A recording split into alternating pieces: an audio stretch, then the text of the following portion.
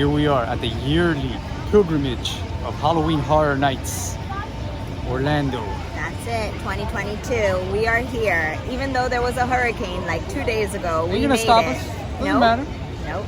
We're from Florida. We're so excited. It's the year that's gonna break the mold. I'm sure of it. What you gotta say?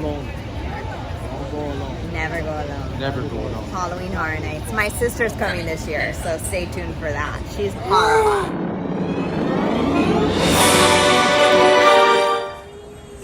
And as soon as you walk into Universal City Walk, you're welcomed by the beautiful sight of the Dead Coconut Club, a welcome location for every monster movie lover. This place did a great job incorporating the Universal monsters and the tiki theme. Everywhere you look, there's a monster holding a delicious tiki-themed drink, making you thirst. Yeah, and they also had a great cocktail menu, and every inch of this place was decorated, including the upstairs. Yeah, they went for the whole 50s drive-in theater vibe, and they nailed it. Isn't that right, Mr. Mummy? Good. Sounded like Frankenstein. And that's me and Frankie. We actually booked Frankie for the next Creatures of the Night podcast. And here we go, guys, entering Halloween Horror Nights 2022. The main entrance did not have any lighting or welcome banners, so we were unsure if that was because of the hurricane, but it was a little disappointing. Yeah, a lot of the stuff was missing or not fully up yet. Until you got to this point. I also feel like we should have entered when it was dark outside, because entering during daytime is kind of like disappointing. I don't think you get the full effect of the entrance, but also the entrance was very short. There wasn't like too much going on, maybe a few characters, and then bam, you're in Halloween Horror Nights.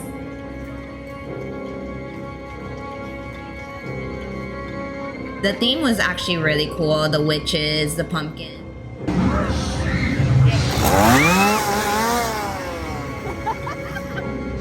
I got scared for real because I was eating shit. See, Dina, that's what you get when you disrespect the pumpkin lord right here. And this year in the merchandising, they did a great job. Everything was very retro styled with a lot of throwback imagery of classic Halloween, including Dracula, Wolfman, and stuff like that. Variety was there. Definitely lots and lots of options. Yes. And here we go into the first scare zone.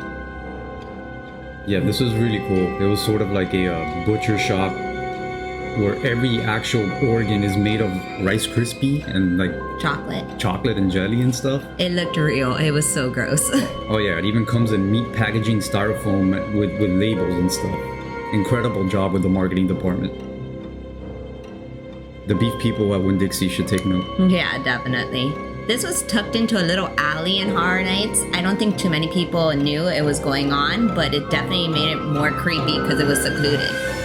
I think the best thing about Horror Nights is when you just stop for a drink. And there we are, the gang, having our first Irish car bomb of the night. I'm not enjoying it. If you look at my face in the back, I'm just barely getting through this. A family that drinks together stays together.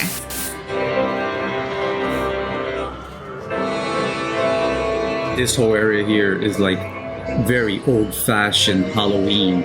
Things that you see in old books, children's stories and stuff.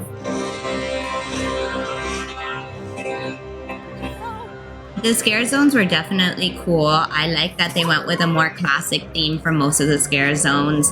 You do feel like you're in a child's nightmare, or you do see the elements of Halloween, like pumpkins and witches everywhere. Fun fact, this beautiful float right here was actually designed and made by a company from New Orleans that does the Mardi Gras floats. That's why they look so authentic.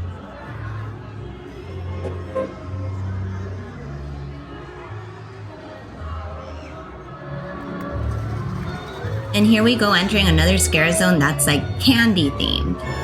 Yeah, you see a lot of like pinstripe guys that would work in a diner or something walking around. Now we go into more horror. Yeah, this scare zone was definitely detailed. The costumes were incredible. You had a lot of demons walking around, and the masks were so detailed it looked like their real skin. And this here would be what I would think would be a very gritty Hocus Pocus rebooted idea. Make it dark and sinister. I don't think Disney will go for that though.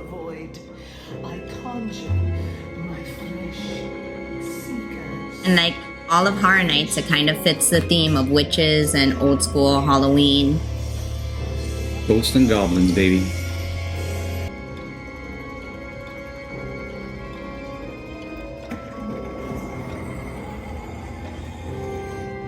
Every time you turn a corner, it seems like there was a scare zone. The only thing this year I did notice because of the hurricane is that they were more empty. They didn't have as many horror actors walking around. And some areas, the lighting seemed off. This one was good, others are too bright.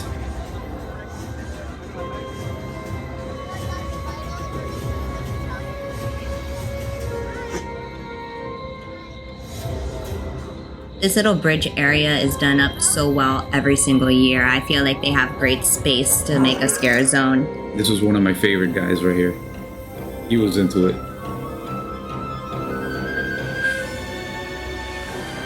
After the fog, you go right into the corn maze where all the scarecrows reside. Definitely a Jeepers Creepers type of feel. And here we go, walking into the Halloween Horror Nights tribute store. This had a whole Halloween carnival feel to it. Yeah, I think it was supposed to mimic a old school fairgrounds haunted house ride. What I love about the tribute store, every year they decorate it like a mini haunted house. So while you're shopping, you feel like you're getting the whole Halloween Horror Nights experience. And the themes inside this place are incredible. Tons of pumpkins.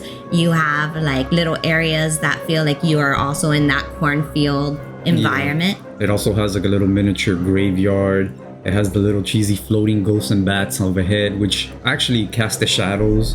And check this out. One of my favorite set pieces in all of Horror Nights. This store has the most incredible merchandise inside. You could actually buy a Halloween mask in this store. It has everything. It literally has everything. Everything that you need in the park from every other store, they have it here. And sweets and goodies. And a bunch of other stuff that you could only get inside the tribute store, including this amazing wax machine. I couldn't help myself. I had to get myself a nice, hot and fresh Frankenstein, which now proudly is displayed in the Creatures of the Night headquarters. Can you smell the wax through the TV screen, guys? And this, the final scare zone on the way out, is the haunted graveyard. So we didn't film much of the haunted houses, even though they were incredible, just because it's so hard to get footage inside those haunted houses. We also were a little disappointed because the Lagoon show wasn't going on. It got damaged due to the hurricane. A lot of stuff really was lacking because of the hurricane. Less actors on the streets, less lighting. So if there's ever a hurricane, guys, please go a few weeks after to Halloween Horror Nights. But by all means, always go to Halloween Horror Nights. It's an amazing show, and they put a lot of hard work into it. If you guys like what we're doing, please subscribe to our channel. This is the Creatures of the Night, signing off.